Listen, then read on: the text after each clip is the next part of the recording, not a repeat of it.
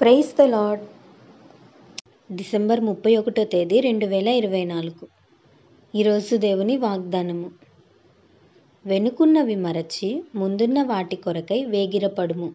ఫిలిప్పీలకు రాసిన పత్రిక 3వ అధ్యాయం 13వ వచనం.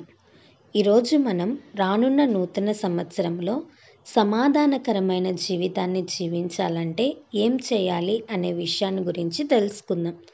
మొదటగా మన గత పాపాలను మరచిపోవాలి. బైబిల్లో ఒక మాట ఉంటుంది, అతిక్రమములను దాచిపెట్టువాడు వర్ధిల్లడు, వాటిని ఒప్పుకొని విడిచిపెట్టువాడు కనికరము పొందును అని. మనము మన పాపాలను బట్టి పశ్చాత్తాపడి వాటిని మరచిపోయి వాటిని విడిచిపెట్టాలి. రెండవది, మన వైఫల్యాలను మరచిపోవాలి. గతించిన కాలంలో నీవు ఆర్థికంగా చాలా నష్టపోయి ఉండొచ్చు, కానీ వాటిని గుర్తు చేసుకుంటూ ఉంటే ఏమీ ప్రయోజనం లేదు. వైఫల్యాలను మర్చిపోవటం అంత సులభం కాదు. వాటిని గుర్తు చేసుకోవటం వలన సమాధానాన్ని కోల్పోతాం. కాబట్టి కఠినమైన పరిస్థితులలో కూడా ఆదరించే దేవుని ప్రేమను గుర్తు చేసుకుంటూ ముందుకు వెళ్దాం. మూడవది, గతంలో సాధించిన విజయాలను మర్చిపోవాలి. వాటిని గుర్తు చేసుకుంటే నేను ఏదైనా చేయగలను అనే గర్వం మనలో రావచ్చు. గర్వం చాలా ప్రమాదకరం.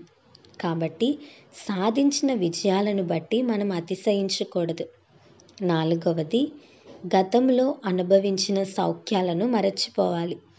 ఇజ్రాయెల్ ప్రజలు కూడా గతంలో వారు మాంసం వండుకొని కుండల చుట్టూ కూర్చొని తిన్న అనుభవాలను జ్ఞాపకం చేసుకోవటం ద్వారా దేవుడు ఏ రీతిగా వారిని మన్నాతో పోషించారో అర్థం చేసుకోలేకపోయారు.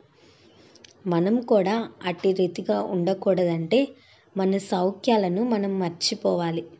ఐదవదిగా, చేదు అనుభవాలను మర్చిపోవాలి. ఎవరైనా నిన్ను నిరాశపరిచారా? మర్చిపో. చేదు జ్ఞాపకాలు నిన్ను వెంటాడుతున్నాయా?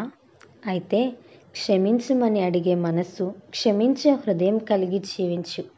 సమాధానముతో నీ హృదయం నింపబడుతుంది. చివరిగా, గత సంవత్సరంలో ఆశీర్వాదాలను మర్చిపోవాలి. అంటే కృతజ్ఞత లేకుండా జీవించు అని అర్థం కాదు, కానీ దేవుడు అనుగ్రహించేవి నిత్య నూతనంగా ఉంటాయి. కాబట్టి గతకాలపు ఆశీర్వాదాలను మర్చిపోవాలి. ఇప్పటి వరకు చెప్పబడిన రీతిగా మన హృదయాలను మనం సిద్ధపరచుకొని నూతన సంవత్సరంలో సమాధానకరమైన జీవితాన్ని జీవిద్దాం. అట్టి కృప దేవుడు మనకు అనుగ్రహించునుగాక. ఆమేన్.